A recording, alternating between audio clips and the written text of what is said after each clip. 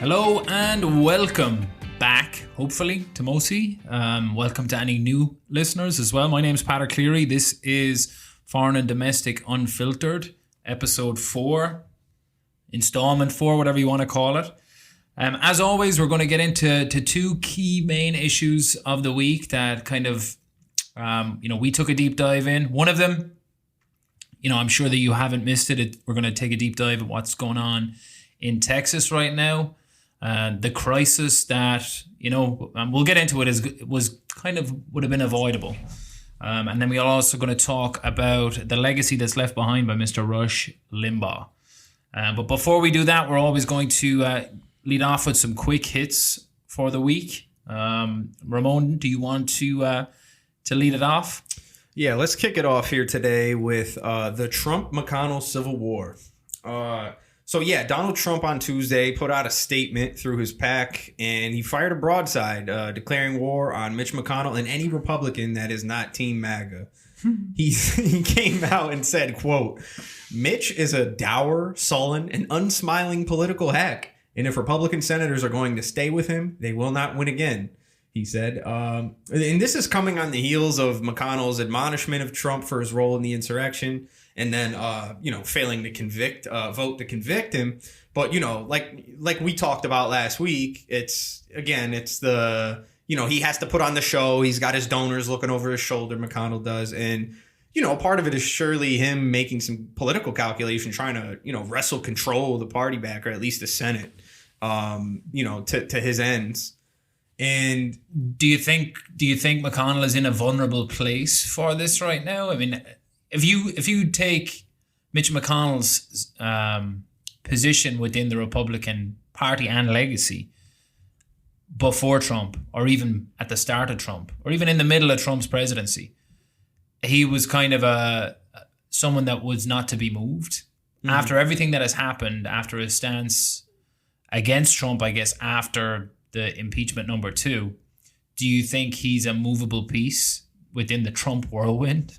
The thing is, right, like, it always comes back to, for me, the fact that the GOP's base leads them by the nose. So I think that he has the base just wound tight around his finger, and they're just going to lead wherever he pulls that string. So, and that's the difference, right? Like, so while we, people that were, politically mind poisoned, like me and you for the last 4 years watching all this, like, we watched, McConnell obviously have visible struggles with trying to understand how much room he had to break from Trump. And, he obviously never really had any real pressure to do so until the insurrection happened. I feel like if this didn't happen, Trump would have just went off into that good night, and he kind of would have been able to, threaten from the sideline. Like, even if some Republicans had popped up and opposed just his general rhetoric and everything once he was gone. But now that you've had this sort of, defining moment with the insurrection and everything that happened came along with it, it sort of forces everyone to address it. This isn't something that they can just like run from reporters while walking around the hill on. You know what I mean? So it really brought it to a head. But, Did he give him a nickname? He's normally good at giving someone a nickname. So right here, I got it right Shocker. Here. According to Politico, a person familiar with the crafting of this statement confirmed that it could have been far worse. In an earlier draft, Trump mocked McConnell for having multiple chins, the person said. But Trump was convinced by advisors to take it out. Quote, "There was also a lot of repetitive stuff, and definitely something about him having too many chins, but not enough smarts," the person said. God. So, of course, I'm surprised he didn't ride with the Moscow Mitch, because I like the alliteration there. That one is cool. I love it. I think the main thing to focus on here, aside from Trump's, obviously his attempt to reassert himself at the helm of the Republican Party, is he's threatening to give support to people who primary those who don't, like those senators who voted against him, and anyone else who's even had any mild criticism of him in the past. And this definitely caps off like a theme that we've been talking about the last few weeks here. Like, Trump's not going away. Yeah. Who knows what he's going to do with his third party. And I wanted to highlight here in this quick hit, like Trump not going away actually, in my opinion, isn't a good thing for Democrats. Yeah. If you look at it historically, whenever Republicans go through these, look at the 2016 election, look at, plenty of other presidential elections where there was an outgoing incumbent Democrat. When Republicans have these vicious primaries, it usually leads to gigantic turnout afterward. Mm-hmm. It's the red meat. It's the red meat. It's the thing that Democrats shy from and try not to let happen. Yeah. That's why you see, when Hillary ran in 2016. Make people step aside. Yeah, anyone gets admonished that comes after people in a primary. I think the Republicans have the right idea about it. You have a tough primary. You have your candidates beat up on each other a little bit, because it gets people more connected. That's what... Democrats keep trying to act like politics hasn't turned into some type of semi-blood sport in America. Mm-hmm. It has. Yeah, it has. Yeah. And that's undeniable. And folks, this isn't a commentary about this is what our politics should be. No, this is commentary about this is how you win, which is all that matters to me and all that should matter to anyone. Yeah. When we get into these talks about civility and all that can come after. Okay? In the meantime, these people need to play to win because Republicans ain't playing by the rules anyway. What do you think the outcome is going to be here? You think who's going to give ground? I mean, you'll find out more in 2022. Right. I mean, certainly going forward here, McConnell's best play is to just ignore Trump. If he says anything, which he hasn't so far, that would be the dumbest thing you can do. You can't give this guy oxygen. Yeah. He's banned off social media. The best he can do is go on Fox. He's called into Hannity's recently. Yeah. But even that, plenty of right wingers don't even watch Fox anymore now because of the election. So. Yeah. Who knows? He'll do his OAN rounds, all this other stuff. But no, definitely something to pay attention to here going forward. Yep. So my first quick hit, thought it was quite interesting, and it's something that Trump had one policy on it. I know we're talking about him again, but it's kind of when we're talking about this administration that's come in, it's kind of a lot of it is undoing and kind of tiptoeing around a policy that was instated during the Trump helm.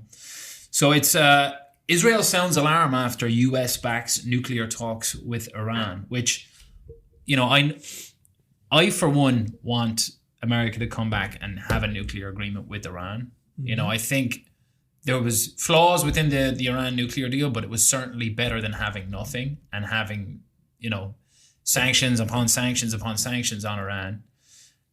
At this moment, the reason that Israel are obviously raising concerns is, Blinken, Secretary Blinken, Secretary of State, announced on Thursday that the US is willing to open discussions with Iran about returning to the 2015 nuclear deal. Now, Israel believes that going back to an old nuclear agreement will pave Iran's path to a nuclear arsenal. And what Bibi said was, we remain committed to preventing Iran from getting nuclear weapons. Now, I think the Iranian issue is obviously a main friction point. We talked about it last week with the Biden administration. I'm under the idea that Biden wants to obviously because he was involved in the first Iran nuclear deal. Mm-hmm. He wants to get that back to a position where it looks good, and at least they're not in a position where they're posturing like what's happening under the Trump administration, because that's not good for anybody. I also, with this administration, they're not as cozy and friendly to Israel as Trump was. So I think a lot of that posturing is not going to happen anyway. Mm-hmm. And also in tandem with that, I think you have kind of the overtures of, backing off a little bit with Saudi Arabia and not being so friendly, although that remains to be seen how that will play out. I mean, they're still a major ally of the US, even though they have a lot of question marks over their head. Mm-hmm. And I think, the Enrique Mori, who's a senior UN foreign policy official, he then proposed an informal meeting of diplomats from Iran and 6 world powers that signed the nuclear deal. The State Department issued a statement saying the US was prepared to attend such a meeting, which is a good thing. Right. Let's lead with diplomacy and not just bluster. Number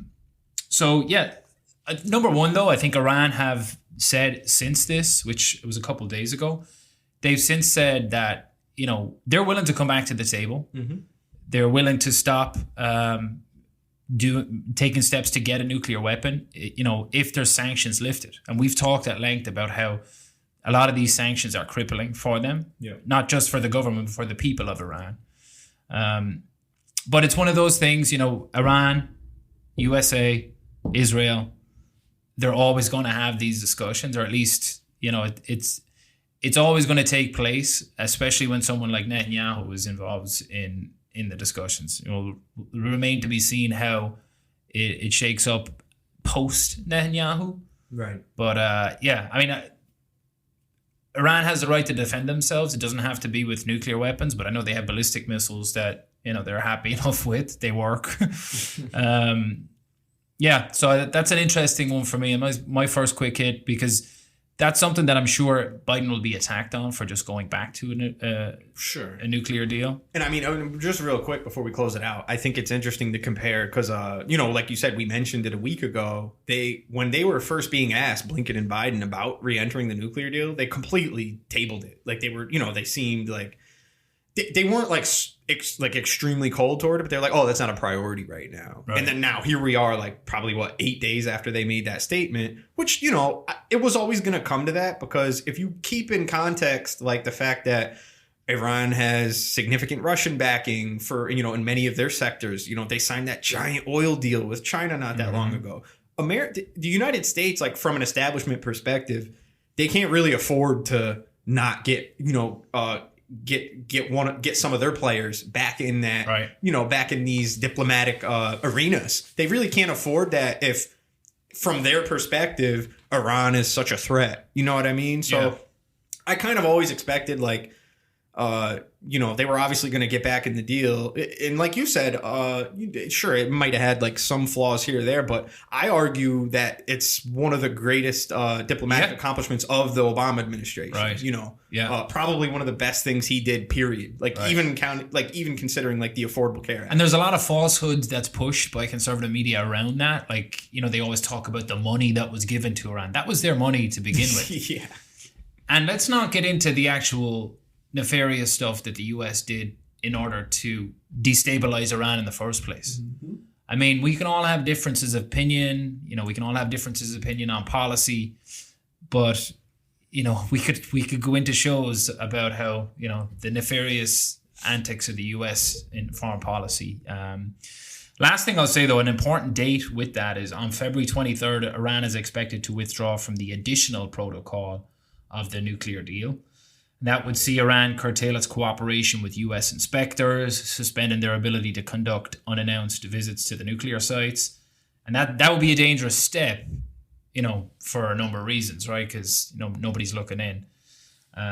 So I think, to your point, I think that's why the kind of time frame was sped up in talking about Iran, even though on the campaign trail, he wasn't saying much about it. Well, I mean, and also, like, if you read the statements from Iran, like, after Biden and Blinken said what they said, their State Department in Iran was like, well, hey, you guys defaulted on the deal. Like, you don't have any position right now to tell us, oh, you need to keep continuing on with it. Like, and that's something that, Americans need to, come to grips with and try to have some perspective on. Like, don't always have the Western perspective. Like, think about it. If you were in Iran and you were those people, how would you feel? Like, you had another country that was, bullied you into an agreement essentially, and then they broke out of it, regardless if it was, why? Oh, because it was Trump. It doesn't matter. The point is, our country backed out of it. You can't expect them to continue to hold to it while still being held by sanctions. I mean, you can't have your cake and eat it. Yeah, it's insane. And, there were plenty of people within the UN who supported that. So I think that that's a big part of why, like, we're saying, like, they're going to,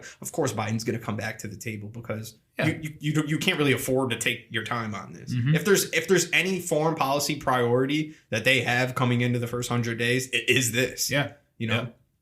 Yeah, and I think Iran are willing to talk on this. They were disappointed when Trump pulled out of it, somewhat. And then obviously from that moment, you think of the aggressions that happened. Ultimately, there was the Moab bomb, the mother of all bombs that the US, they also took out Soleimani, which, that's a major aggression. That's the equivalent to taking out the Secretary of Defense.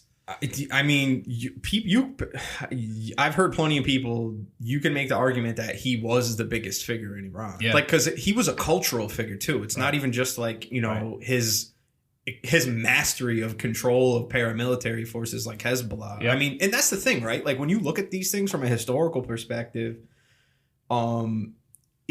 without taking the line of propaganda or considering like, oh, which side is he on, my side or another side, like. Right.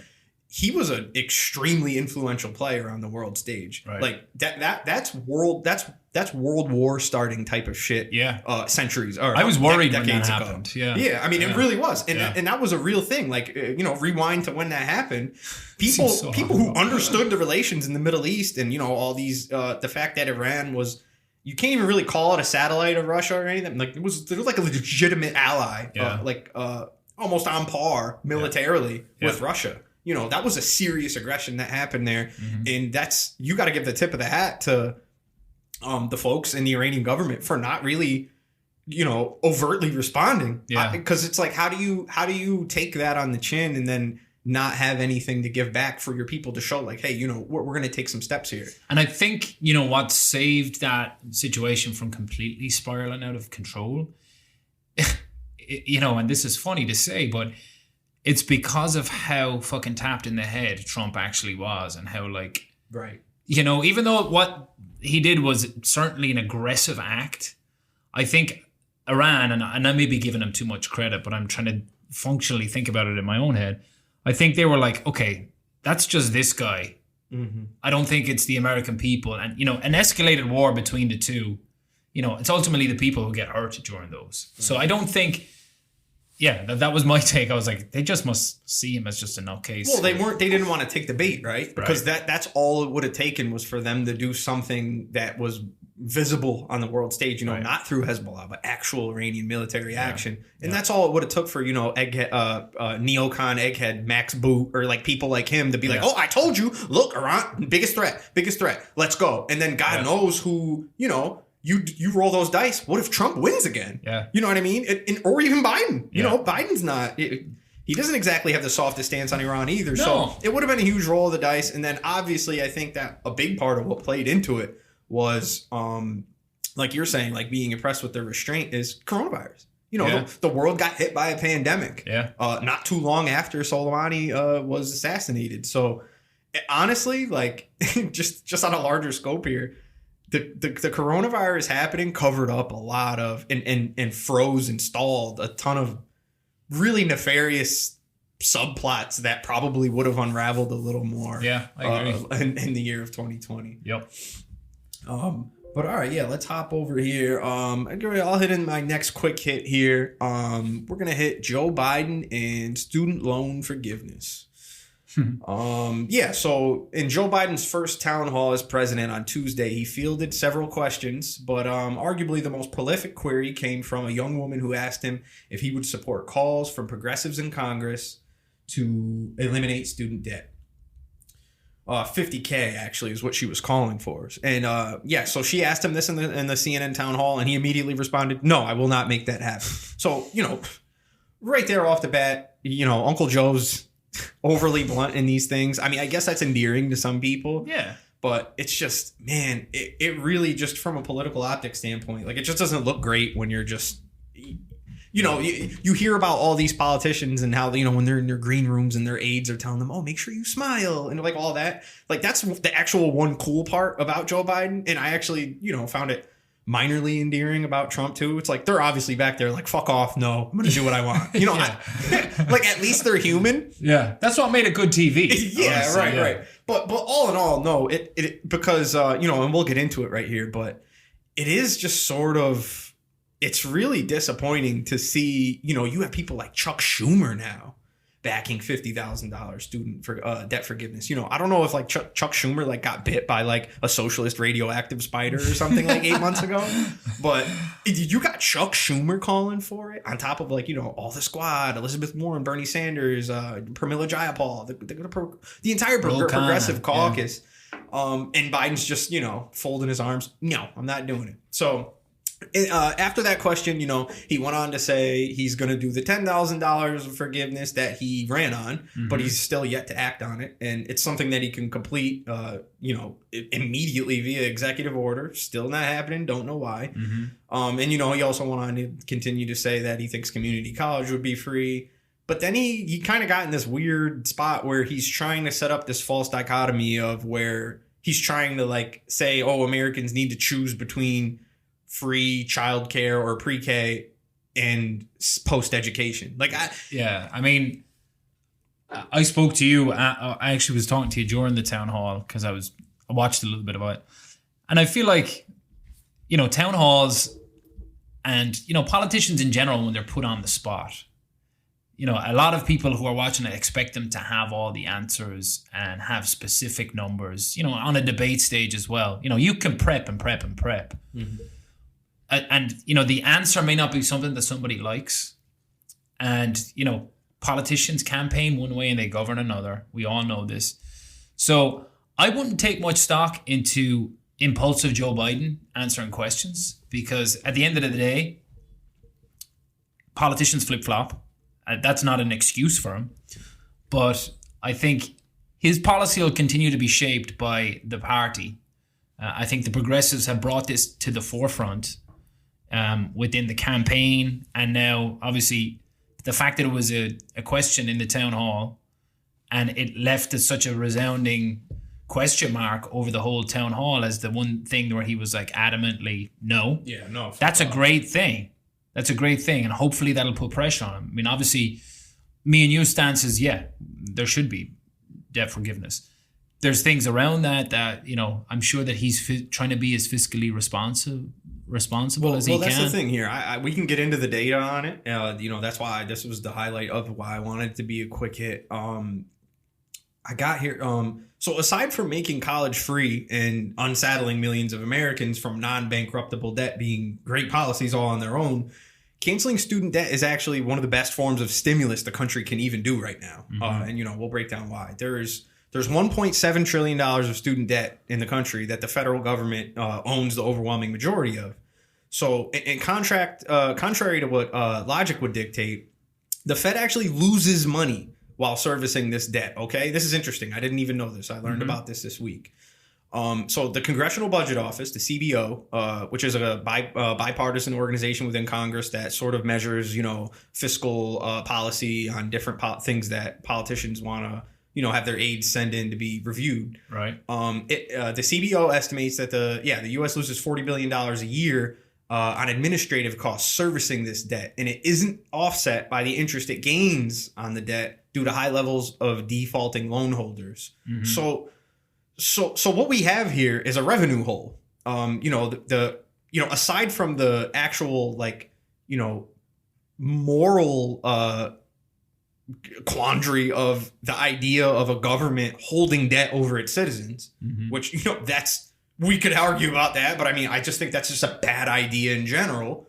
If it's through an actual asset, like a home or whatever, that's a different story. Right. That's to protect a market. But when you're just talking about open debt for a commodity like an education, which is essentially what it is, the way they're treating it, I don't consider it a commodity, but the way they're treating it, a non-physical, non-tangible commodity, that's a horrible idea because all you're doing is you're tail spinning debt while crippling people in your country from being to participate in the economy, and that's the huge issue here.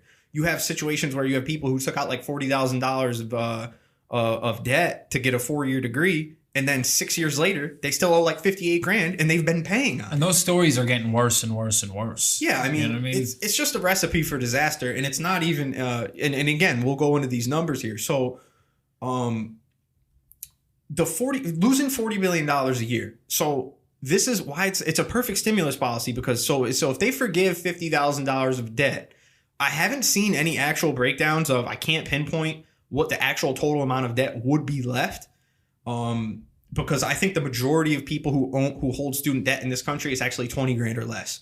So more than 50%. So it would eliminate a ton of people's debt boom overnight. And remember, this is an executive order. This isn't something that needs to go through Congress. He can flick of a pen, boom, gone overnight. Yeah. But yeah, student loan debt cancellation is the perfect trifecta of all stimulus policies because A, it costs nothing. You don't actually have to put it through any legislative process. And even if you did, it doesn't matter because it's an executive order. Right. It saves the government money. Again, they're losing $40 billion a year servicing this debt. First of all, I don't even know how that's possible. Right. I really don't, but it came out of the CBO, and those are moderates. So Right. I would argue that's probably not even worst case. You know, that's probably aggregated across the last few years, which is what I believe it was from the data I saw. And then, the last consideration of the trifecta, it'll remove a several $100 a month bill from millions of people overnight. So when you're talking about stimulus, the main point, other than the left has sort of coalesced around this idea of, it's survival, it's the checks, like those are survival checks. I agree, but we can't lose sight of the fact that the entire point of stimulus is to clip short the length of economic distress. That's the entire point, but that's the actual goal of stimulus. It wouldn't be such an emergency feeling thing if we didn't already have a significant portion of our population immiserated to begin with before the pandemic even fucking kicked off. But when you consider long-term economic relief and, a U-shaped recovery, all these economic terms that they use, it really doesn't get any better than this. Right. Because, again, you're freeing up millions of people from participating in their local economies. They're not sending money off to be thrown into a money pit that the Fed's losing money on. Right. And again, this isn't like we're not talking about like, oh, private corporations are just going to not get the debt that they're holding. Yeah. These people have already made their money back. Mm-hmm. Okay, that's another big consideration to make. Everyone tries to talk about it and frame this from some perspective as if like businesses will lose money because they hold these loans. First off, no, they fucking won't. They absolutely will not. Just simply because the fact that the Fed owns, even if he only eliminated, we're only talking about eliminating what the Fed actually holds. We're not talking about Biden writing an executive order and like JP Morgan that holds like $30 billion in student debt just vaporizes overnight for them. That's not what we're talking about here. So, the framing on this conversation is wildly out of control in the mainstream It's all over media. the place. And even from the town hall, the framing was weird because at the same time, I don't know if you saw Biden was talking about major economists, 120 economists are under the impression that now is the time to spend. We can't spend enough. But at the same time, he says he doesn't want to forgive student debt. Right. So I'm like, there's one thing in spending and one thing in forgiving. Mm-hmm. Why aren't they hand in hand? Both of them will help revitalize the economy. Yep. Both will have people relieved. There's been no moratorium on these debts having to be paid back, is there? Not that I know. I think there was a moratorium put on like ones that like Fannie Mae and them hold, just like there was with mortgages, because they service a lot of federal loans too. But the issue is here, right? It only it pauses interest or whatever, and people will pick back up. But again, I want to highlight these: you cannot claim bankruptcy to get out of these loans, which is a unique thing. There isn't another debt in this whole country that exists in that manner. At the very least. Even changing that, which he could, again, via executive order, he could change that, would be gigantic. And the main thing that I see from him, the way that he talks about it, like if you saw how knee-jerk, how quick he was to say, nope, fuck you, you're not, hell no. Yeah. I ran on 10K. Part of it is obviously, I think it's his bravado of who he is. He's that, cranky old man. You're not changing my mind, and I have some respect for that. But part of it is, I notice when I have conversations with people about this, like older Americans, I think this is a generational thing as well, because obviously older Americans don't hold this debt, but I'm assuming very little of it if they do, like for their kids or something. But they all keep coming back to older folks when they talk about this issue. They keep talking about like obligation and all this stuff. And it's, they keep playing in the moral hazard realm. They don't want to have the conversation about the actual economics of it, especially now in the middle of a pandemic and this being required for stimulus. Yep. But I would even push back on that, because it's like, if you really look into the nature of how high the interest rates are on these, the fact that you can't claim bankruptcy, that's predatory in nature. That's not something our government should have any business in the first place. Right. On its face. I think that's a really simple argument to make. This is something that, obviously I don't know how much public policy polling is going to affect this, because again, it's something Biden just has to wake up one morning like, have an ice cream and decide to do. So Yep. I don't know. We'll see what happens. But even the 10K, hey, if that's what you're going to do it tonight, Do buddy. it. Yeah, what are do you it. waiting for? Exactly. Yeah. Should have been done day one. Yeah, I don't know what the hold-up is with any of that. All right, so my second quick hit, this is our last quick hit. This is kind of like the canary in the coal mine quick hit because, we could run a whole segment on it. I think this is super important. And that is, obviously after the historic turnout and increased mail-in voting in 2020, state lawmakers now across the country are pulling in the opposite direction. And you're seeing the introduction of restrictive and expansive voting legislation. There's some that we could highlight, but just kind of an overarching. So far, just this year, 33 states have introduced, pre-filed or carried over 165 bills to restrict voting access. Now, these proposals primarily seek to limit mail-in voting access, impose stricter voter ID requirements, slash voter registration opportunities, and enable more aggressive voter roll purges. Now, obviously, both you and I are under the impression that the more people vote, that's a better, idea of what your actual democracy is. Absolutely. You want as many people voting as you can. Never let it be said then that it's a flawed democracy. Mm-hmm. The people have spoken type thing. Arizona leads the nation in proposed voter suppression legislation in 2021. Surprise, surprise, it just turned blue. With 19 restrictive bills. Pennsylvania comes in second with 14 restrictive policy proposals, followed by Georgia, surprise, surprise, just turned blue, with 11 bills, and then New Hampshire. Now, like I said, they're all over the country that these bills are getting brought in, or at least proposed. So, like I said, it's the canary in the coal mine. This is something that we as people and voters, whether you're Republican or Democrat, you need to want to have as many people voting as possible. We talked about it offline. Trump probably shot himself in the foot trying to stop people from mail-in voting, even though he did it himself.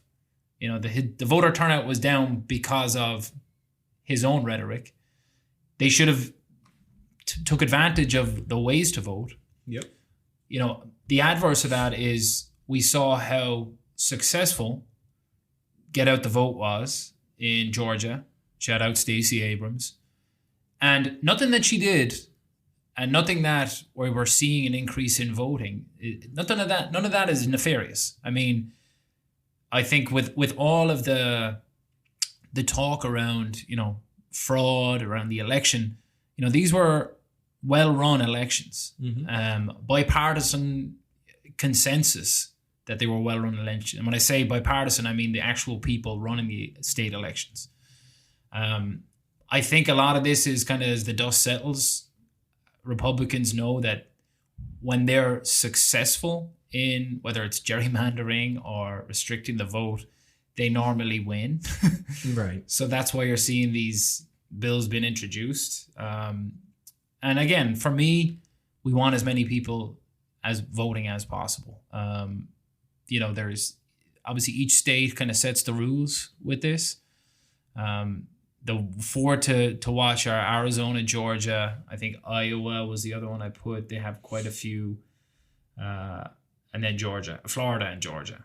Right. And it's important to remember though, right? So, you're correct. They do set these rules for themselves. But if there's a superseding federal law, means nothing. Right. So Democrats have been trying to pass the Voting Rights Act for, God knows how long. Yeah. And it's something that they've obviously been talking about, correctly.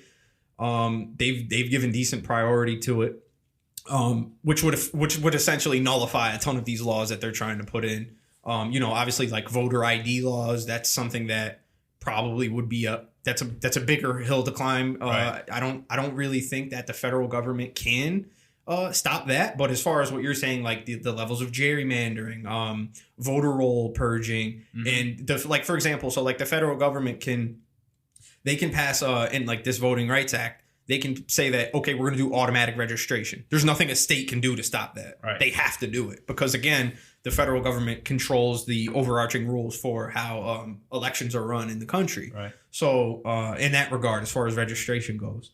So I think that, obviously, like you said, you have the culprits, and surprise, surprise here. That's the highlight of the story, right? And like what you were saying, like Republicans and Democrats should want more people to vote. Like, yeah, okay, normal Republicans. But let's keep it real here, folks. Like, there's at least what do you want to do? Just make up a number here, 50%, 30%, whatever. The MAGA part of the Republican Party doesn't want democracy. Mm-hmm. That's clear now. Yeah. We can see this. Mm-hmm. The level of support Trump still has, the level of support the insurrection had, the level of, just the way that people easily just talk about all kinds of things like, voter ID, the way that people respond to, giant counties having one place to vote with populations past 100,000, when people signal that they're okay with that, what they're saying is, it's not me. First of all, it's not me. Don't give a shit. Right. And that's point A. Point B is, they love it when it's in an area that's blue, plain and simple, because those are usually the places where there's, mass populations. Mm-hmm. And no matter the state, red state, blue state, whatever, where there's major cities, Democrats tend to be. Mm-hmm. And we need to just, that it needs to be framed in that manner. When Nancy Pelosi goes out on the stump and starts talking about the Voting Rights Act and the necessity of it around the country, they need to keep it real. They need to frame it that way and say, are you guys for democracy or not? Right. That is the way that it needs to be framed. Yeah. Just like what you said, because to not, the level of increase that we had in mail-in voting, all these things, turnout was huge last year. It's a success. Because of those reasons, you know what I mean? Like, who wants to go stand in line in some of these major cities for hours to vote, And the thing is, you have so many people who don't even have that level of buy-in in politics in the first place. Right. Where they're probably just in line to go vote for president. You know what I mean? Most people don't even know who their local officials are. Mm-hmm. So, Democrats have to continue to frame, and I've seen some doing it, Jamal Bowman, you see more of these progressives lionizing this talking point, but it's that simple. Are you for democracy or not? Because if you're making arguments or trying to pass laws where you're making it more difficult for people to vote for while trying to claim that it's for fraud prevention, after the data shows you year after year after year that it is such an insignificant issue that it doesn't require, the amount of time they spend legislating this shit is incredible to me. The amount of time that the gerrymandering makes sense to me because, Democrats do it too. Right. Maryland, for example, is probably the heaviest gerrymandered Democratic state. Way more red states do it, but it is something Democrats do. But Republicans are better at it too. Yeah, but at least that's something where you can make an argument where we're zoning it this way, whatever. Like, there's some play for you to lie and kind of get away with it. But but when you're talking about like one polling site, that's just right. That's bordering on illegality. Like, you're not even a democracy at that point. If that happened in Russia or any other country, we'd be talking about UN sanctions. Yeah, of course. Of course. And that's the biggest thing for me is like, they always make it hard for some reason on election days for people to get, like, even the fact that it's not a public national holiday for election, or it's not a holiday. Yep. Like, it's insane to me. Like, do you want your people to vote? Do you want it to be a true democracy? Get everyone out voted. And I'm not saying it for the benefit of Democrats. It's for the benefit of Republicans too. As a voter, not talking about the party, as a Republican voter, that's your best way to really force the hand of the people that are on the ballot for you. Mm-hmm. So that's an important issue, and we should look at that. We should all look at that and keep a keen eye on that. And it just, I want to mention, there's super simple solutions to this. Bernie Sanders has been a huge proponent of it. The post office. You do automatic voter registration. Yeah. People do it through their post office. It's that simple. They already know you get mail there. You can confirm it through school districts. There's a ton of ways to confirm these things. And then while you're at it, you do some things like what he suggests, like, have post offices do basic banking for people. That's another step of verification. That's a solution to all these, and I understand there are some Republicans. I know some people like in-laws in my family Well, they have like legitimate concerns about like, well, we should still try to eliminate fraud. Okay, let's do these things. Absolutely, then. yeah. Let's do these things that we can provide a basic service while simultaneously vanquishing fraud, because that is the real solution to it. You get people more infrastructural support through already existing systems, and then you link the voting to it. It's pretty simple. Well, you already voting and the whole registration and voting process seems kind of dated to me. And like, we have so much technology at our fingertips and so many advancements that have taken place. Why does it still seem like we're bloody in the dark ages with a lot of this? Like, where's the advancements in that? Why is it so like rudimentary? Well, I mean, I don't mind like the paper ballots, at least at the very least backups, but I don't mind it as the primary mode either, because it is extremely susceptible to cyber attack, which, we can't, that is something that does need to be considered when we talk about federal policy on voting. And then, there's so many states, look at the way that the IRS handled, stimulus payments, all these software issues they have, imagine that on a scale of if we did all voting online. And I think it's by function that it's like that. Right. And I'm not saying don't try something like that. I'm just saying I know that there's some people who are like super techie that are like, oh, we don't even need paper ballots. Like, no, folks, we need the paper ballots, because if we had some shit like this happen with this election cycle of what just happened, and we didn't have paper backups in certain states, trust me, some of those Supreme Court right-wing justices would be overturning that shit. Mm-hmm. Look what they did with George Bush v. Gore. That was just a purely public pressure campaign where they just basically ran out the clock and said, okay, well, you ran out of time counting. Bush won Florida. What was it, like the hanging J? What was it called? There was a, I forget what the term was. It was like synonymous with that. It was like the hanging something. It was basically... it was only half filled in, and that's what they were like arguing over. Yeah, he didn't fill the bubble all the way. We're gonna throw all those out. Yeah, incredible. Just double up on it, give people opportunity to do one way or the other, or both, whatever. I don't know. It just seems weird to me. We live, and even like how the information for each candidate is displayed, because people go into and I'm kind of going off topic here, but people go into a voting booth. Why can't the candidate have their policies, what they stand for under there? Like, why isn't the onus now is on people to go in there and just vote D, vote R. Mm-hmm. That's what they hear. Well, part of it, I mean, even here in New York, I would argue there's a decent level of voter suppression here, just by the fact that you have to be registered to a primary, to a party to vote for that candidate in a primary. That is voter suppression. Regardless of how people want to couch it, that is what it is in effect. Yep. You're telling people, nope, you can't vote in the primary. If you're an independent, go fuck yourself. Right. So, there's this happens in all these different states. They make these things Byzantine on purpose. Mm-hmm. It's all a matter of who's in power in your state. And, people should be aware of that, because, again, obviously the Republicans are the main villain in this story, but there's reform all around needed. Right. And the last thing I'll say is a lot of these bills that have been introduced they're racially motivated, because the big sway votes now, like you saw in places like Detroit, you're probably, in Florida, you'll see it probably the next election. Texas. Obviously, we saw it in Texas. We saw it in Philadelphia. The black vote is so important, and it'll continue to be so if we can get people registered and, make it easier to vote. Absolutely.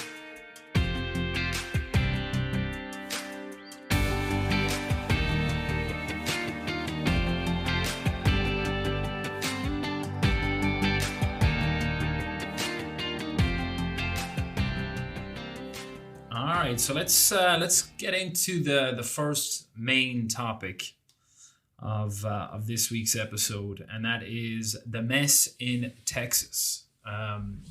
Full disclosure: me and my wife Bex and daughter Millie was actually born in Texas. We lived there for 5 years in Austin.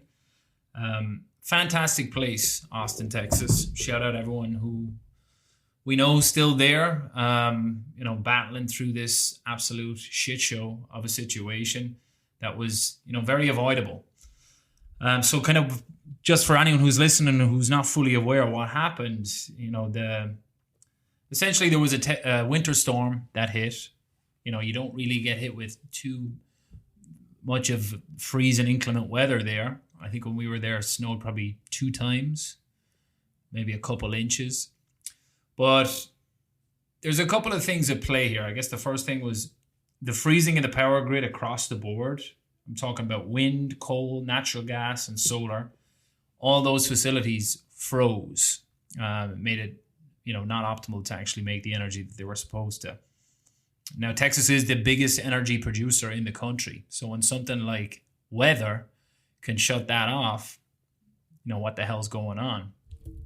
Now, one of the things that's at play with this as well is that Texas deregulated its energy market back in, I believe, 1999. The bill was passed into law in 2001. And living in Texas, one of the main things that we enjoyed was, how cheap our energy was, because obviously there's a market there, and there's a bit of competition which drove down the price. Something like this, though, however, kind of highlights the importance of having some sort of regulation on that, whether it's having an insurance backup of energy if something like this does go down, maybe not cutting costs to winterize your facilities, because, there's energy providers and there's states and there's countries who obviously have cold weather, who are able to keep their facilities open. So yeah, it highlighted it a lot. I think the big thing as well is that, like, with Texas, they see themselves as loving to, and I'm not generalizing here. It's kind of they like to be independent with this, and with a lot of things. Don't mess with Texas. And I think the deregulation makes Texas a powerhouse for sure, because they're able to offer choice. But at the same time, what has been left in the wake of this is people aren't safe in their houses because it's too cold. They're not safe outside because it's too cold. They don't have running water. And I spoke to you a couple of days ago and how it was one more kind of crack on the America persona that, what an amazing place this is. It's one more crack on the capitalistic model, where you have the biggest energy producer, the biggest. America, is Texas the biggest state or Alaska? I think Texas is the biggest. I think Alaska's bigger, but from the contiguous U.S., I guess. Habitable land, probably. Right. All these people, and I think there's still 13 million people without clean drinking water right now. Yep. They're on a boil water notice. Still 160K with no power. Right. On Saturday, recording this. Yep. Right. So, and when did the storm hit? Last Tuesday or Wednesday? I think it was Tuesday. So, it's phenomenal to me. There's so many things at play. People talk about it being politicized from the start, and that was mainly due to your fucking governor coming out trying to blame it on wind. Mr. Abbott. Like, I think the lasting thing for me with all of this is, and I've been in communication with people down there who are saying, this shouldn't be a politicized thing. I'm like, Republicans have ran the state legislature there for 2 decades now. They were the ones who introduced the deregulation of it, lobbied by Enron, which I think is hilarious, most notably known for when they went out of business. Crashing it in California. Right. Yep. That they've ran the legislature there for 2 decades. And people talk about, like, not politicizing an event like this. I mean, it absolutely has to be politicized. You have Ted Cruz running off, who's your state senator. Fled Cruz running off. So, and people are saying, what could he have done? Were you going to get up there with a hard hat and try to fix it? No. There's plenty that you can do during a crisis. Say what you want about Beto O'Rourke. He's there rallying, getting money to these people. AOC raised almost $3 million for Texas. A representative from New York raising money for Texas. And went down there. Yeah. And so you people, the throwaway comments, well, what he could have done? There's plenty he could have done. I don't want to make this about Ted Cruz, though, because that's just funny. Ted Cruz. Probably the only funny thing about this. It's like insurrectionist Ted Cruz, Fled Cruz said, hold my beer. Let me give you one more thing. This is the second worst thing you've done in a while. Yep. And, another thing at play here is that these weather events are going to become more and more common with the looming climate change. And, it's just going to be something that's more and more important for Texas to take note of. So I guess the trade-off now that the people of Texas have to do is like, okay, cost versus safety. You're having those two conversations. Like, you enjoy the open market there, but at the same time, can you go through another event like this? Those people are miserable down there, and a lot of them are only getting their internet back. As you said to me a couple of days ago, wait till it's louder when all these people have their Wi-Fi back. Yep. So, I mean, what's your take on it? I know that you've been looking into this as well. And obviously, the situation's horrendous, what's going on. Solidarity to my family down there in Texas. I have some family down there I spoke with. It's just horrifying. And this is the end game of what you were mentioning earlier, just a complete deregulation of a vital, essential service. You know what I mean? What do you need to live? Food, shelter, and water, and when you have no shelter, what are you going to do? You see all these cases of people, old folks freezing to death in their houses, carbon monoxide deaths from people running their cars. And, that's the thing. Like when things like this happen and you understand, and trust me, these people understood, like they saw their mayors, their senators, their governor on TV, if they still had cell phone battery, basically saying, hey, you're on your own, folks. Right. So, you had people doing things like trying to heat coal in their house, desperate things to stay alive. And it's like what you said before, where it really puts into stark contrast this idea that people have, this American exceptionalist idea. And it's like, okay, but look, we know that these extreme weather events are happening. Whether you want to admit climate change is real or not, sure, whatever, go ahead. But at the end of the day, when you have places in this country that never see this type of, what they have a big one back in 2011, I believe, it's not completely unprecedented. So, but that's actually an argument for why it should have been better prepared for. Yeah. But, it really puts these things, it heightens the contradiction here, because you have a state that doesn't have state income tax. They deregulate everything. Like you say, that works well in fair weather moments. You know what I mean? The competition, the prices people pay for energy. But, before we get into some of the more political stuff around this, just to look at the brass tacks of it, what I saw was not only like the obvious issues of like the freezing energy grid, the physical grid itself, the energy production part of it, but what actually happened that I found interesting was demand for natural gas to heat homes and businesses spiked, and that obviously contributed to the shortages. And then when high gas prices went further higher and higher as this dragged on day after day, it disrupted generation because operators who couldn't turn a profit. So now here's the thing, like people have to understand, it's actually pretty similar to how our energy market works here in New York. You can buy from different providers, right? It's not just one uniform thing. But so what happened was some of these actual operators who send the energy to your home, they saw that, gas prices are out of control. We can't make a profit right now. Right. And they went offline voluntarily. Mm-hmm. So you have this perfect storm of actual energy production, raw production, like sucking natural gas up out of the ground from fracking, coal piles freezing over and being unable to be processed by the equipment. Obviously, they didn't winterize solar. There's solar and wind either. But you actually had operators who had the ability to make power that chose not to. Right. So again, we're talking about extreme. This is complete laissez-faire capitalism at work with a critical system infrastructure. That can't be a thing, folks. Right. If you're gonna, on top of the fact that they're isolated and they're not connected to any neighbors, which, is something that the whole rest of the country does, mind you. Mm-hmm. It's the only state in the entire country that doesn't have the ability to receive power from a neighboring state. They can send some. They have a couple of connections to send to some of their eastern neighbors. but they can't receive, which I find odd and weird. I didn't really understand that. Maybe it's just like the polarity is one way. Don't get it. Don't know why. Doesn't make any sense. Yeah. Probably because of the deregulatory aspect of it and it needing to be that way so that federal regulations don't come into play. Right. So it's probably that. But what that's what really popped out to me is that a lot of these operators just were like, oh, we're not making a profit. All right, time to go home, boys. Right. In the middle of a crisis. So this right here, it heightens it for me because a lot of right wingers argue like, oh, the government shouldn't be doing this, charity and philanthropy and, corporations will do the right thing.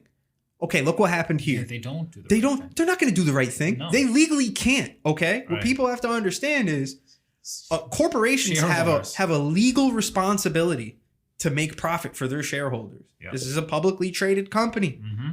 Those two things are not simpatico. They aren't just going to burn energy to send to you at a loss. Yep. They will some for a while, but once the supply and demand gets out of whack and they start paying a ton more, they're going to shut it off, and that's exactly what happened. The actual providers. Now, another interesting part of all this was so Greg Abbott goes on Fox, he's talking about, the wind and the solar on the first day of it, which bashing the Green New Deal. Yeah, immediately got, stampeded and just completely dunked on out of existence. Like, I think it's pretty clear even for right-wing people, like that's not a legitimate talking point. Right. Because you only saw a few desperate Texas politicians even try to launch that. Right. Plus it only accounted for 10, 12% of the actual energy market down there is wind. Yeah, I think it's 10% was wind.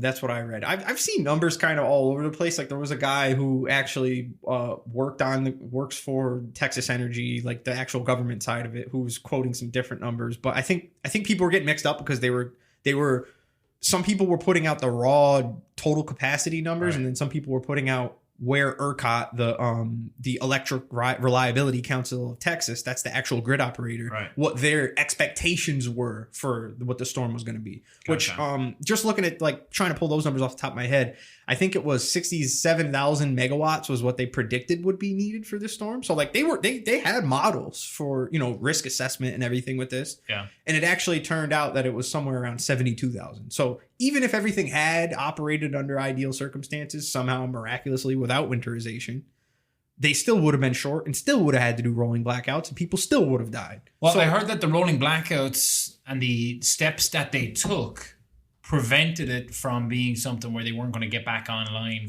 like a complete and utter failure where they wouldn't get back online for months. Right. Yeah, no, this could have been a catastrophic event. Right. But how fragile, to my point again, how fragile is that for the biggest energy provider in the United States of America, the richest country in the world, for this to happen? This isn't like communism or socialism. This is your capitalism. This is this here at play. It's the rawest form of it. Yeah. And now you have price gouging. You have, some people are getting bills. They're, going back to cold houses. Their mail's coming again. They're getting bills for $9,000. Yep. $10,000. I saw one. It was like, what the fuck? Right. And that's another interesting part of it too, is when you talk about federal regulation on energy providers. Again, Texas doesn't have that. It's their own rules where you have that scenario where what was it? I think it was like some people were getting up to $2,000% rate hikes or something like that, which is insane. Yeah, it's like a floating mortgage, basically, with the rates. Yeah, like a balloon mortgage. Yeah. And it's, we had that here. You can pay directly for energy prices. You can, but the thing is, that'll never happen here because first off, we have a heavier mix of the source of where energy comes from, which keeps that imbalance somewhat more. And, obviously people have the option to do the economy plan down there that they do here. Their high demand times are just the inverse of us in the Northeast here. Theirs is in the summer. So what they can do is pay a little more in the winter so that their bill is moderate, more moderate in the summer instead of being skyrocketed. Right. Yeah. And keep in mind as well, not to cut you off, but keep in mind as well that the equipment that is failing due to the inclement weather is set up so it's able to withstand the brutal Texas summers. Right. So it's not like they're not already doing stuff to the equipment. They're just short shortchanging themselves by not doing it for the winter capacity. Yeah, exactly. Which, and it's like what we talked about. What was it? I think it was episode 1 where we were bringing up the whole, or no, it was offline prior to episode 1 where, the whole water sprinkler argument, the libertarian one, should apartment owners have to install these things? Like we're at that point. And Texas said no to that question, basically with energy. They said no.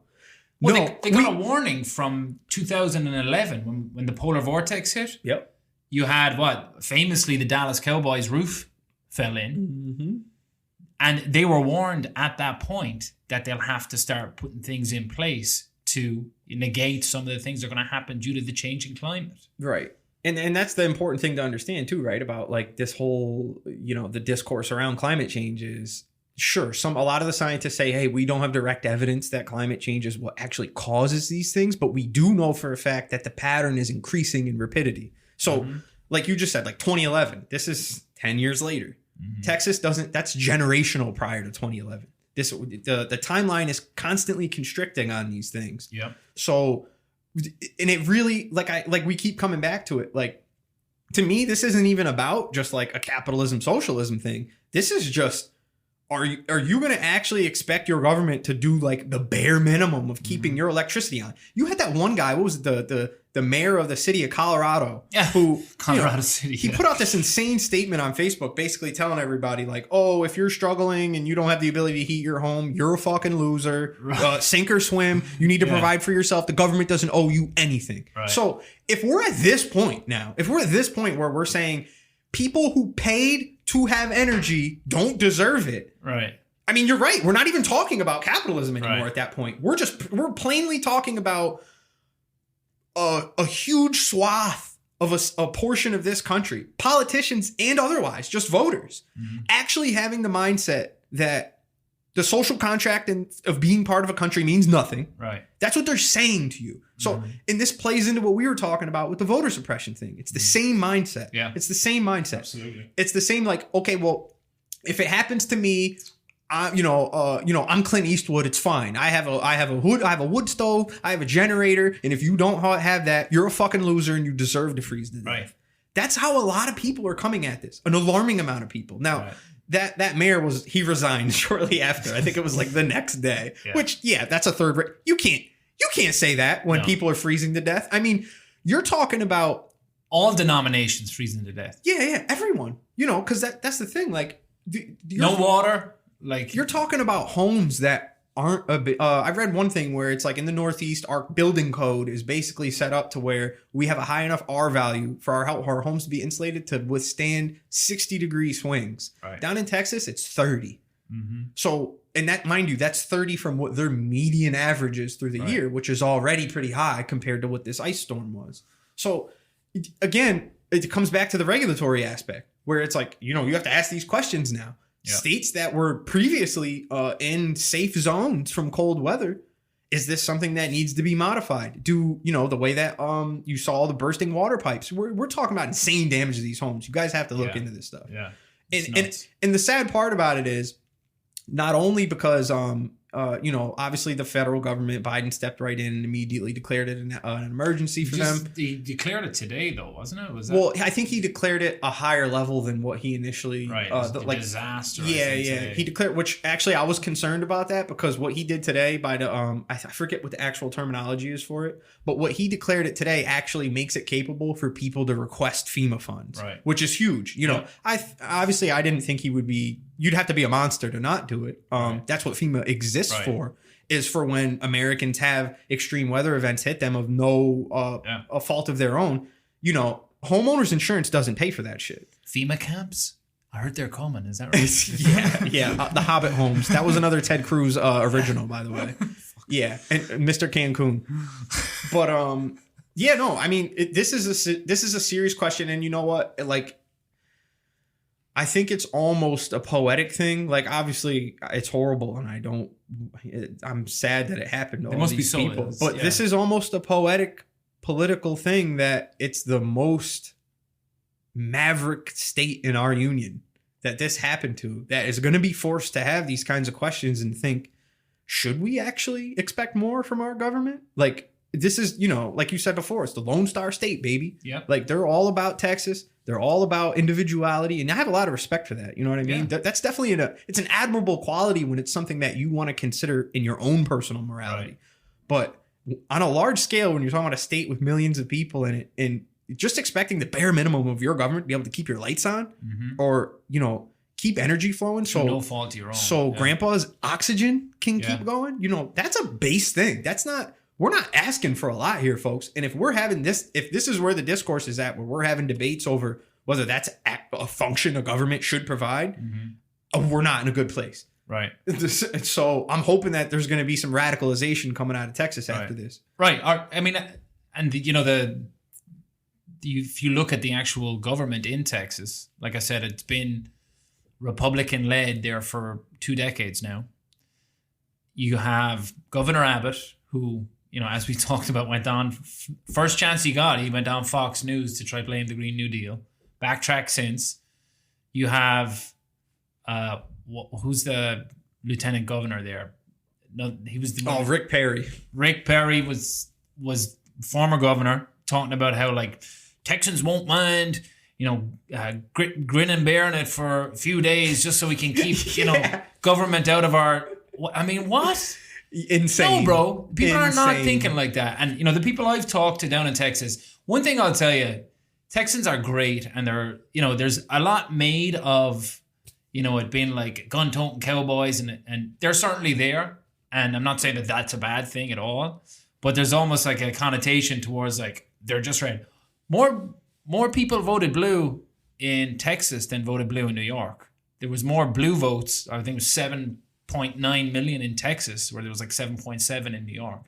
So all of us up here, or people up here, are like, serves them right for being. No, Texas, as we know now, is a purple state, which this will play into a good conversation, hopefully, been happening between the people of Texas holding their government accountable for what happened, and them actually listening to the people. Like They could be maverick for a long, long time as a Republican legislation for the last 20 years. But now when you have something as serious as this, where the buck stops right there, they need to do something. What is that going to be? Is it going to be, more regulation? Is it, as I spoke about, is it going to be more of an insurance, amount of energy or something? I don't know. I don't have the answers to that. Right. Well, I mean, Greg Abbott, he did come out like when he made so first off, he came out and he made a bunch of statements threatening ERCOT. He called for resignations and investigations into them and their leadership. ERCOT, again, who was the Texas grid operator. He declared to answer your question, he declared reform to the energy grid an emergency item for the 2021 legislative session, which basically compels their legislature to approve a bill on the subject in the next 60 days. So has to be something out of this, because just like what I spoke to my aunt's husband down there. Like he told me that direct quote, just wait till the internet comes back on down here. Right. And that's a big part about this too, is the difference of, other disasters that we've seen, like Katrina, for example. Like we had a ton of footage from that. There was a ton of testimony. We people were in contact with a lot of folks on the ground then. And even back then, it wasn't like the internet wasn't as proliferated as it is now. People didn't use it as much. But we're going to see horrifying tales unravel more and more over the next week. I mean, there's still people without power, first of all. Yeah. And second off, what is it? Like my aunt's in Austin, and she said, their power went out Sunday. And when I spoke to her Thursday, I believe it was, that was the first day that they'd even seen any, the government rolled in some buses for people to go on to warm up for a minute. Right. So you're talking about 3 days of extreme temperatures where there was just no one there. And I was talking to some people about this week, and like what I mentioned earlier with hopefully some radicalization coming out of this. What I mean by that isn't revolutionary. No, what I mean is I'm hoping that you're going to see it takes things like this to happen to people who are politically agnostic, or people who, have these laissez-faire attitudes toward government, to really understand, okay, no matter how, Butch Cassidy I think I am, right, someone isn't. that you care about, that you love, that depends on the government, whether that be for energy grid operation or, you know, for Social Security or whatever, name it. Right. But the whole point is, hopefully this is going to touch close enough for a lot of people who A, never considered these things before, or B, thought that they weren't necessary, to actually understand and realize, like, wow, there's forces in this world, whether it be weather, whether it be, God forbid, war or any, there's a ton of different things that can affect people that there needs to be a countrywide or at least a statewide response to. This isn't something that people could just handle, that like mutual aid or you like looking out for your buddy can do. Yeah. These things are on such a wide scale. That's the whole point behind paying taxes and having a social contract to help each other when there's disaster. Yeah. You know what I mean? Yeah. So hopefully we'll just see some general movement out of that. Yeah, I mean, and it's still going on right now. So, you know, I don't know. I mean, obviously there's an end in sight in terms of having to deal with, you know, blackouts, no heat, no water, all that. There's, you know, what I will say though, I've been very heartened by how well people have stuck together down there. You know, I'm seeing stuff on social media. I've been in contact with my friends. People are pulling together, and there's a real, you know, sense of people obviously coming together, but a lot of people are fucking angry. A lot of people are angry by this whole thing. Like, how can this happen?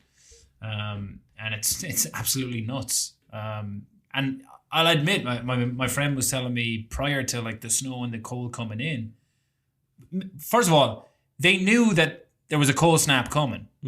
You know, they have weather models. We knew for weeks. Yeah. Yeah. So my friend was like, oh, we're going to get some snow. I'm like, what are you talking about? It'll probably be 70 degrees again by next week. So even I was like, that's grand. I mean, obviously I wasn't foreseeing that, but there was a little bit of like, oh, you guys don't know how to handle snow down there. Da, da, da. But that's also another point, is like you have pipes bursting. You have people who don't really know how to deal with inclement weather like that. Like, obviously they'll probably know how to deal with hot days, but simple things like turning off a hose pipe outside when it's cold. Right. You know, right now I don't have my water going to my outside hose because it'll, you know, burst.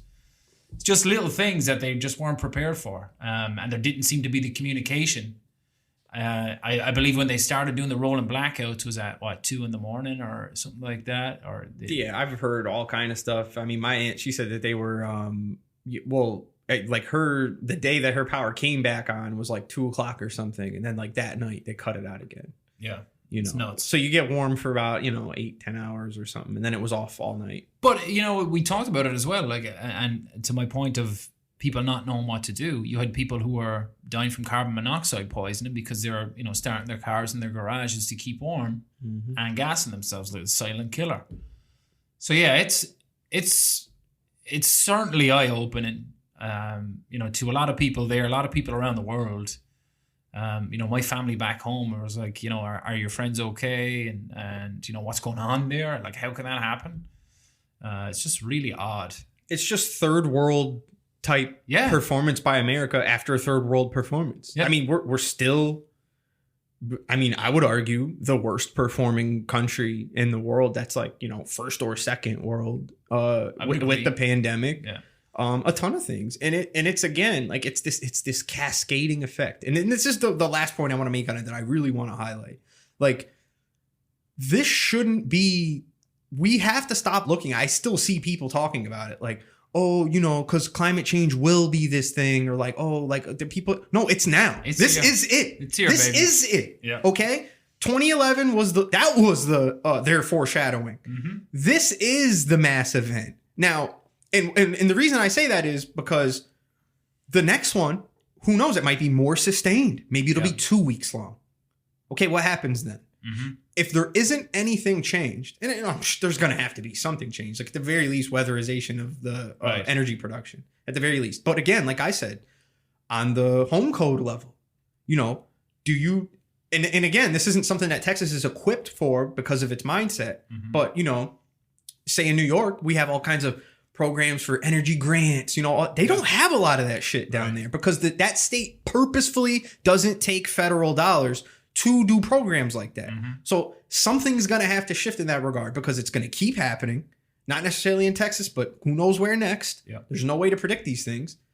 And there has to be preparation for it. This is it, people. We're living in it. And any money that you think you're saving by not taking the correct steps, I guarantee you're going to end up losing your fucking ass when that event happens, and you're going to have to try rebuild and do all these different things as a state. Just your economy pausing for a week costs more than anything than the total cost of all the shit we're talking about. Right. Just that week stall. Because again, like, it's not even just like the actual infrastructure failure. It's like, actual snow clearance and stuff. They still can't do that. Yeah, the highways are still not clear. They still can't. How? I'm not saying like, buy a fleet and then just have it sitting there because snow's going to come every 6 years. Work out some sort of agreement where you have a storm coming, where you can get assistance from neighboring states. Something. You have to do something. I have some inventions that I'm thinking of. I don't know. I mean, there's opportunity here, Ramon. Let's get... I mean, you see other countries do it. They put a certain type of chemical in the blacktop that helps, ice not form. There's a ton of shit that you can do infrastructure-wise. Yeah. And Texas has the means to do it. Or, I don't know, if you feel like you need revenue, I don't know, maybe try a state income tax. Right. Maybe try it. Because that also seems to be a pattern. Well, in a lot of these states where disasters keep happening. Well, it's the conversation that needs to happen now is reliability versus cost. Right. Does that mean you pay a little bit more here and there? So be it. Because you're paying for a fucking right now, one way or the other. Right. So yeah, it's just a crazy situation. The same week that they put a fucking rover on the Mars, can't keep the lights on, and the biggest energy producer in the greatest democracy country in the world. And that's not a jab at Texas, everyone. It's just an irony of it all. Yeah. No, yeah, it's not a jab at them. And all the people who were like, "Oh, fuck them, they're red," that's disgusting. It doesn't matter. Even if 80% of Texans were Republican, it doesn't matter. Yeah, you're dealing with people. You're talking about human beings. So, yeah. That's gross. Dunk on the politicians. Yes. The people, no. Yeah, and to anybody who is saying that, politicians don't matter during this, they absolutely do. And all I'd say is hold them responsible for what they didn't do. And pay attention to the people that are actually doing something and moving the conversation forward on this. Mm-hmm. Yeah, crazy. All right, so we'll finish with the next topic, which is the death of Mr. Rush Limbaugh. The boy. And I'll preface this with saying that I'm not here to celebrate the fact that he died. Honestly, I am. I couldn't care less. I wasn't happy. I wasn't ecstatic. I was like, that happened. Just an awful human being. And I'm not saying that from a personal standpoint. I'll go off his own words. Ramon, I sent you a video. Should we pull it up and give our reaction to it? Or yeah, let's pull it up. We'll preface this talk with this, folks. Here we go. One thing that always struck me about Rush Limbaugh, and I think he, in some ways, to his success, was that he meant it. When he said it, he meant it. Nigga with an A on the end. Well, I think I can now. Isn't that the point? Because it's not racist. That's the point. I could be talking about a male. I could be a Chinese male. A guy at the laundromat.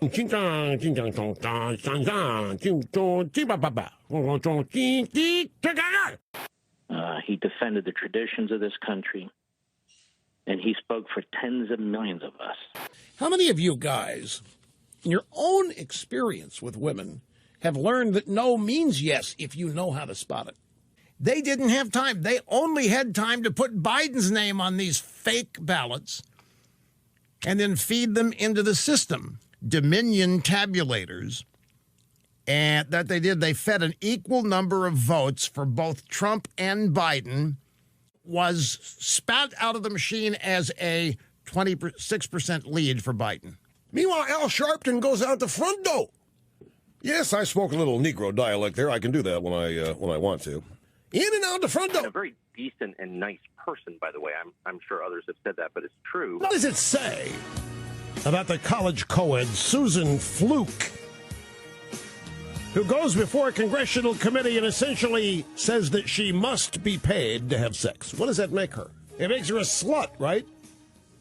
Makes her a prostitute. She wants to be paid to have sex. If we're going to have to pay for this, Now, we want something in return, Ms. Fluke, and that would be the videos of all this sex posted online so we can see. The thing that I think defines him the most, he loved this country.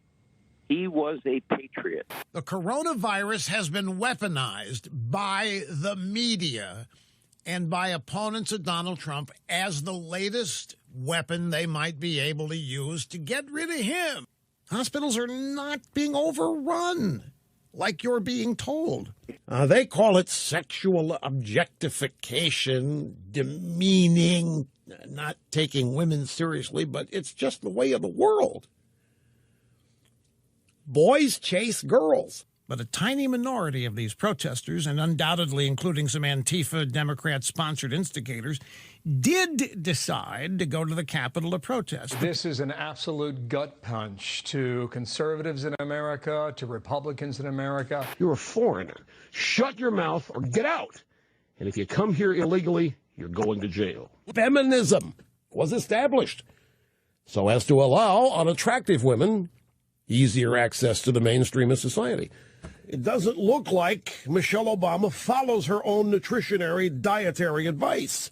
I'm trying to say that our First Lady does not project the image of women that you might see on the cover of the Sports Illustrated swimsuit issue. There are plenty of lard-ass women in politics, and they get a total pass on it.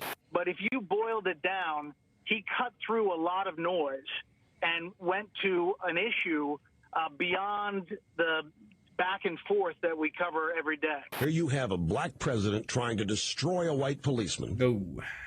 So yeah, as I said, Rush Limbaugh died, and I think a bigger thing to look at is kind of his legacy, not so much, what he's. I mean, we'll talk about what he said and done throughout his career in media, but his legacy is Donald Trump. His legacy is, fragile conservative white men who talk about where this country is going if soy boy Democrats come in. That little shtick that has been run every night on a Tucker Carlson and a Sean Hannity, that is birthed off of a person like Rush Limbaugh. Now, we could be here all day listening to things that he said that are destructive, but I think a far greater thing to look at is, why was he tolerated? What was it in reaction to that he resonated with so many people? Was it the economics at the time? Because he really came to prominence in the early 90s? 90s, yeah. The early 90s in reaction to, I guess in his words, was the liberal media. The Clinton era. They were the first person or the first group that he kind of, focused in on and really hated on. And I'd argue that the anti-Clinton rhetoric that you've heard throughout was again, those seeds were sown from Rush Limbaugh. And they certainly earned some of it on their own. Because the Clintons, like you were saying, when he came to prominence at the same time, the Clintons were sort of the physical manifestation of the marrying of the Democratic Party with the professional managerial class. That was the first, with Bill Clinton with triangulation, welfare reform. Right. That was the course that he put the Democratic Party on, putting that corporate face on it, out in the open for the first time. Yep. And that gave Limbaugh a perfect launching point and a target. Yep. But yeah, no, I agree. Focusing in on the horrifying things that he said, sure, we could do that. I'm sure everyone who's listening to this has seen plenty of it. And, I think for me, it's more the general concepts around his death. What is important? First of all, what I was saying in the beginning, everybody can have their take on it. Don't speak ill of the dead, whatever. Was he ever alive, or he's always a ghoul? He's a fucking monster. And and hey, I'll go by I'll reciprocate this, upon myself. Hey, if you didn't agree with me politically, if this ends up taking off and I'm a fucking political figure, I don't care. I die. Go ahead. First off, I'm dead. Right. Okay. So I don't need anyone to stick up for me after I'm dead. And this whole game that we play whenever some horrifying fucking monster on the right dies, and then like people rightfully dunk on them. And it won't even be people on the right. It'll be just like centrist Democrat people that, oh, you probably shouldn't, blah, blah, blah. No, fuck that guy, okay? Fuck that guy. Observe what he did in his life. We can agree that some people were just objectively bad. We don't even have to agree. If that's my understanding of it, what am I going to sit here and like couch my language around this person who would probably, would spit on you in real life anyway? This man was a fucking monster. Yeah. Okay? So just scratch all the civility and everything. But the other overarching theme here that I think is important to discuss is just like how I call it, Mitch McConnell's like the Michael Jordan of Congress. This guy was, I said it the other day, he was the fucking Ho Chi Minh of the Republican Party. You want to talk about propaganda. Yeah. I mean, this man, to give him the props, just like I give McConnell, his level of understanding how far he needed to go across the lines that were drawn, and while simultaneously marrying that with whatever the current line of the Republican Party was masterful. Mm-hmm. And that was a big part of why he, was invulnerable during all of the, monstrous things he said, was because he had the backing of, insane GOP donors where he couldn't be taken off the air. You know what I mean? He couldn't be taken off the air. He couldn't be shamed into stopping his rampage, and in that sense, he was a unique figure in just American media in general, because there is no counterpart to compare him to in that regard. He was super unique in that regard. But like you said, it's so obvious when you look at the timeline of it. I don't want to say he captured the Republican Party, because obviously it's unfair to the Republican Party, at least Republicans, to say that Rush Limbaugh captured all Republicans, because he didn't. I know plenty who were like, fuck that guy. But the Republican Party, and you see it in Congress and the Senate right now, the fact that he'll probably get the freedom of Florida, whatever fucking DeSantis is trying to give him. He's already got the highest civilian honor that someone could get from the president of the United States. For talking on the radio. Yeah. Being racist. Like, I'm not even just saying he was skirted the issue. That video, he's literally saying racist things. Yeah, yeah. He's bigoted, sexist, and not cancelled ever. Like, uncancelable. Uncancelable. It's just, that is a more damning thing to America than what he was actually saying. The fact that he was still able to have a platform. And I'm not saying like we should have dissented him and he wasn't able to speak, because he's going to speak. That sort of rhetoric is going to be out there. But to the fact that he was at the State of the Union receiving the highest, and it was kind of like accepted by the party. That shit is just, that is unacceptable. Mm-hmm. So, I mean, his legacy is every day you see on fucking Fox News that, fragile, worried about immigrants, worried about, the liberal. That was birthed with Rush Limbaugh. Yeah, he was the first person who hijacked your grandpa or grandma's mind. He created a program on a platform that, like what we're doing here. He formed parasocial relationships with people over decades. Mm-hmm. Just spitting Grima worm tongue, Lord of the Rings level poison in people's ears while they worked, while they drove to work, while they were cooking, breakfast, whatever. And I think that, that's, you can't underestimate that. Like, because that is that's the primer for what makes QAnon possible. That's the primer for what makes Alex Jones possible. Yep. That's the primer for Hannity being the largest figure on Fox for years, and that's immeasurable. You can't measure that, because when you're talking about a person who believes in what Rush is saying for years, you're talking about a wild disconnect from reality. Not even just political reality, but like the actual reality of how other humans around them, walking around them, feel. Yep. And that's a dangerous fucking thing. So, and again, this isn't me saying like, oh, he should have been canceled, blah, blah, blah, whatever.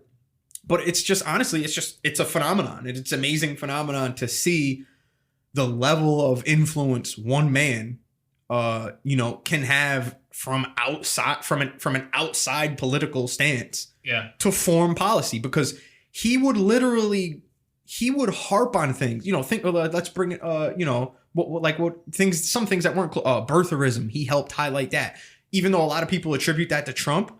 Limbaugh was there at the early stages birthing that as well. You just heard it about the Dominion voting machines. He was one of the largest voices pushing that. And again, like, I want people to understand, because I know a lot of people have never heard him. I used to hear him all the time. I worked construction growing up. A lot of right-wing guys I worked with would have it on while we worked on the radio, all throughout my life, always heard it. And, most of it's just comical to me, because it's like, wow, this guy's just lying to people for hours. But indoctrinating them at the same time. But I don't think a lot of people who haven't actually heard it, like, first off, the reason it was wildly dangerous is because he was good at it. Okay? You have to give him credit. Yeah. He had a great radio voice. He understood how to have proper cadence to make it, to simulate conversation with people. Yeah, like he was an excellent broadcaster. But to have that level of just complete disinformation coming at you out of the radio for, what do you do, like 2-hour, 3-hour shows was he on for? Yeah. That's irreplaceable. There's nothing, that's comparable to like FDR's fireside chats. A lot of people who were his political opponents said, like, you're capturing the airwaves and pushing propaganda. Yeah. Which technically he was. But when you have a guy like this who had this amount of backing, I mean, the level of astroturfing, first of all, like, I forget the numbers, but he was like he's one of the highest paid radio personalities in American history, aside from like Howard Stern. Yeah. I think 86 million he was worth in the last year. Just astronomical numbers. And when you consider, like, it's not like it wasn't just for pure popularity. Like, don't get me wrong, he was popular, but like they weren't making that kind of money off of the ad shares and stuff. Like, radio ads don't pay that much. Like, he was being paid as a rock star of the right. Mm-hmm. You know what I mean? Yeah. And that's his legacy. Is right now, if you're to encapsulate him, he is the rock star of the right. Mm-hmm. With his golden fucking microphone. Yeah, man. I mean, hey, hats off to the guy, but still at the same time, no, fuck that guy. Everybody, respect to the enemy, basically. Right. But hats off to the grift, I guess. Yeah, I mean, hey, you gotta fucking respect the hustle. But yeah, to all these people who were like, "Oh, don't speak ill of the dead," keep that shit to yourself. Like, to honestly expect anyone else to live by that measure of, when you're talking about this type of guy, type of fucking this level of monster, it's just it's ridiculous. You think of and it's been highlighted, I guess, more and more as, I would say, the left talks about it more, is how powerful words can be. Mm-hmm. Not just to the people that is listening to his show, but then going ahead and regurgitating it to the people that he's trying to minimize in his show. Right. So he's talking about negatively of immigrants, women, racial undertones to his stuff, and flat out racism in what he says. You think of the heartache that he caused people because of that. Communities, families even.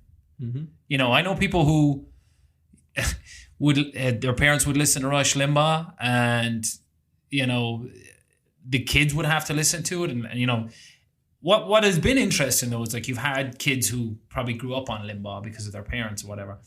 It doesn't always translate into those people becoming Republicans, or like that sort of Republican. A lot of them kind of shy away from it because they're like, this guy's fucking nuts. Yeah. But just when we talk about speaking ill of the dead, he wouldn't have given us the same. No. Yeah, exactly. And didn't he have I saw someone commented on what I said on Facebook about how he used to have a running segment where he used to, all the people who had died of AIDS or something. Yeah, gay people. Yep, he'd mock them. Yeah. Fucking. Yeah, I mean, and that's what's so amazing to me. It's like, well, you'll still see people line up, and I get it. Some people honestly feel principled on that issue, and I think it's not like overtly like a religious tenement or a tenet, but it feels that way to me. Like, where people are like, oh, you shouldn't do that. Like, it's some sort of sacrosanct thing. Yeah. And it's like, but this is why, and it's like, it goes back to what me and you, I bring it up all the time. And I think it's a really, really important philosophical building block of the way that, like, the Democrat mind is wired, where they have this idea where it's like, you shouldn't treat people how you want to. That's true. That's true. But when we're talking about politics, and this man was a political figure, no, go for the fucking throat, because they will not afford you the same thing. Right. You need to take your opportunity. This man was a propagandist. Yeah. He's a Goebbels. When he dies, you don't fucking be like, oh, well, no, we shouldn't say naughty things about him. Yeah. Are you fucking kidding me? Yeah. This man did more to shape Republican politics in the last 20-something years than arguably anyone. The only person I would exclude from that is probably like, I don't know, George Bush Sr. or like Newt Gingrich maybe. But certainly no one from like this era, because like even McConnell, like he's a functional Michael Jordan. He's not smoothing anyone with his words. No, Right. he's the guy. He was the fucking hatchet man. He was he did the wet work. He went in and took the bodies out after. Yeah. You know what I mean? Yeah. And he made up a fucking legal way to do it. You know what I mean? Right. This guy, no, he's like you said, it's he's putting mind control fucking helmets on people. This is the reason why you see like right now, perfect example. You've seen a ton of stories in the news lately of Asian hate crimes. Like this is the effect of that. Yeah. You people like him, people like Trump on airwaves, on television, just demagoguing for hours on Twitter, on social media. This is the effect of it because there's people who tune into this. There's something like unique that, and I'm sure people smarter than me have a better idea of explaining this, but there's something so unique in listening to just audio and someone just talking to you. Like right now. As if subscribe to the channel. Yeah, as if you're in the room with them. That just has this really intimate feel. It has this special way of just worming its way into people's minds. Mm-hmm. And it's indicative through a ton of what you see in social relations throughout the country. And add into that fact as well, he's talking about things that typically you won't have people talk about. He's playing on the fears of people. So you feel like you're being heard because your fears are being spoken by a guy on the radio. Mm-hmm. He's playing to that lowest common denominator. That same element that Trump played to when he told people to stand back and stand by. Yep. The same sort, like there's so much parallels in that element of the Republican Party with what Rush Limbaugh was able to cement through the party and through society. Right. I mean, even the counter movement, when we talk about when we talk about Limbaugh's legacy, we have to talk about the counter movement then as well. Mm. You talk about the shock jocks who came on from a liberal side. Right. You know, that there had to be something else. Right, but in typical liberal fashion, it took years to even start to think to catch up. I mean, like what was it? Like the first instance of it, like an actual true left opposition to like a Limbaugh would probably be like Air America. Yeah. That was probably like you had like Sam Cedar, Rachel Maddow was on it. There was a ton of young liberals, I would argue some of them leftists that were on that. And what happened there? Some like minorly controversial things got talked about in foreign policy, boom, blown up. Yeah. Got fucking eliminated. And a bunch of those people got assimilated into MSNBC, all these other corporate networks. Gently assimilated. But there was never any like outstanding, like Maverick style person who could survive in any, in today's political environment on the left with that, simply because Democrats don't think like propaganda has any use. And I don't mean to say, and again, like I talk about this all the time. Like, I consider myself in the way that I operate with my politics and how I try to push them into the real world. I am attempting to propagandize people. That's not necessarily a negative term, okay? Mm-hmm. Democrats just, I don't know if it's on purpose, but like the only type of propaganda that they attempt to do is through like think tanks. And which eventually seeps into politicians' minds to become law. But they never try to do any on the people. They never. And the thing is, a lot of the things that Democrats could propagandize about are good, correct things. Right. Like things that they're objectively right on. With data to back up. But they just never make their case. And, I'm not saying like, oh, there needs to be a liberal Limbaugh or anything. Like, no, I'm not saying that. Yeah. But all I'm saying is, you got to understand these power dynamics and how just lopsided it's been and still continues to be when you talk about media personalities and think like who does the left have? Like Chris Cuomo? Like is that's what they have? A guy on a corporate network. And it's normally, from the left standpoint, it's normally a comedian who best sums it up from a liberal standpoint and the left standpoint. I think what emboldened the right and people like and what gives them a lot of material, honestly, is that every talk show host, you know, the Hollywood in general is not, at least on the surface, not conservative, right? Mm-hmm. So that's what they get. That's where they get their like, oh, see, they're so against us. They wouldn't have material otherwise. Right. I think someone who, for me, was kind of the opposite, or I guess the left's alternative to, was someone like Jon Stewart. Yeah. You know what I mean? He was unapologetically fucking bashing people like Limbaugh and Mitch McConnell and all of them. And I don't even know when the Daily Show came about. Probably late 90s. I think it was like early 2000s. I could be wrong though. Yeah. But for me, he was someone who, you know, Right. comedy is sometimes the best way to look at politics, because a lot of the stuff that goes on is just fucking laughable. Right. Anyway, satire is the only way to look at it. Someone like, you know, him, John Oliver, a lot of people that came out of the Daily Show really would be the answer. Right. But that's the thing though, right? Like even then, like look at Comedy Central. Like that was his platform. Look at what happened with Comedy Central through the mid and late 2000s. He ended up leaving because of issues. Dave Chappelle ended up leaving because of it. You know, that's my point. Like there is no person on the left. The only way you'll find people that have any level of, you know, just shameless levels of propaganda on the left, it's on fucking YouTube. Yeah. Or like maybe a podcast or something. The Young Turks try to do it a bit.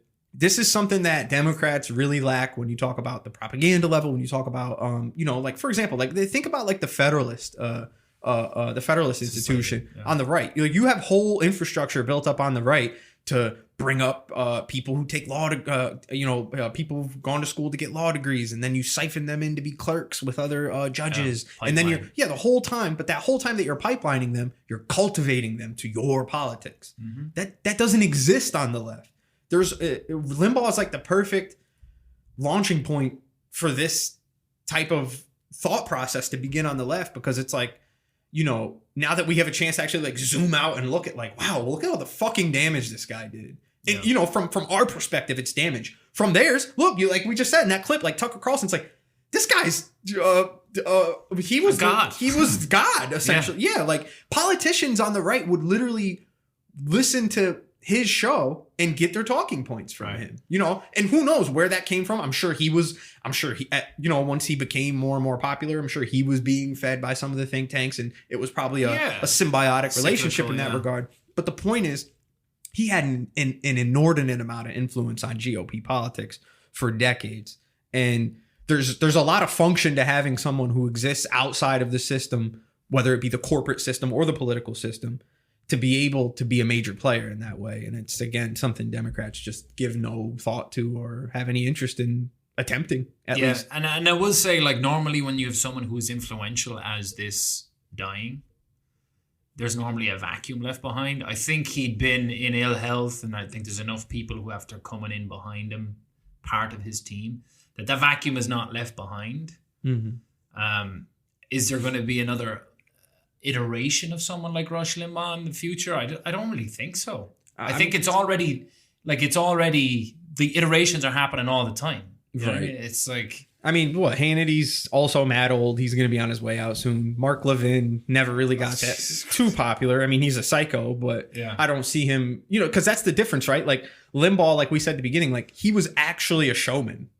All these other people we're talking about are just like zero personality, charisma. Yeah. Just they could be politicians. Like, who's going to be next? What is it going to be, like Charlie Kirk? You know what? No, there is no one left.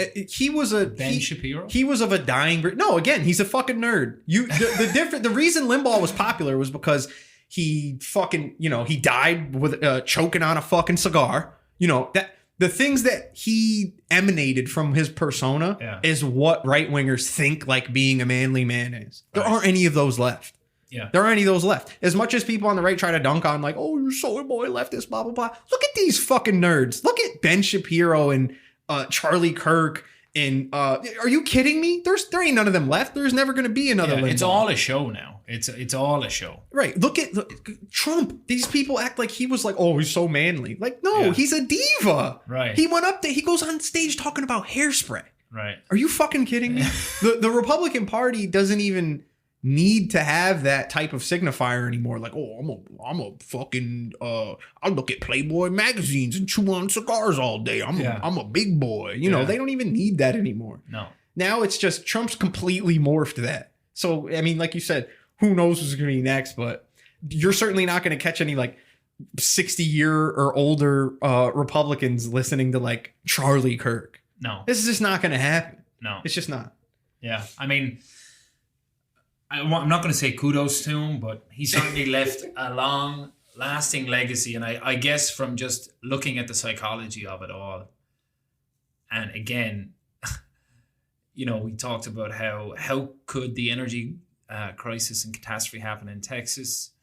Also, like, how could a country who claims to be so free, so brave, allow someone like this spouting what he's spouting? We're talking about racist, bigoted stuff, and be brought to the upper echelons of government and given a fucking medal of freedom when, in his own words, he's saying these things. Yeah. So America needs to stop talking down to other countries about how they treat people, how they talk to people, because if you're going to put this someone as high up as that and give them medals and talk about them in great ways from inside your own House and Senate, politicians, then, I mean, what are we really talking about here?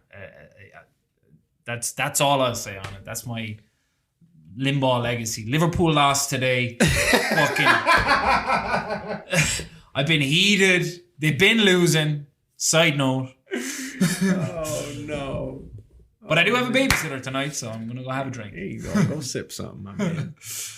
All right, lads and lasses. That was episode 4. Anything else you got from Ramon? No, that's all I got. Just any corrections on any previous episodes? I'm sure there's a million things we got wrong. We were always right. You can check it. Yeah. No, just hey, look out for next week. Our boy Cuomo is going to be making a comeback in next week's episode. I'm sure you're all seeing that. Tune in. If you got any comments, critical or otherwise, leave them on wherever you're listening to it, and we appreciate the support, folks. Yeah, and just on that note, anyone who's joining the listenership and this was your first episode, certainly go back and listen to some of the other episodes as well. We are obviously getting into some conversations on different issues that are right now.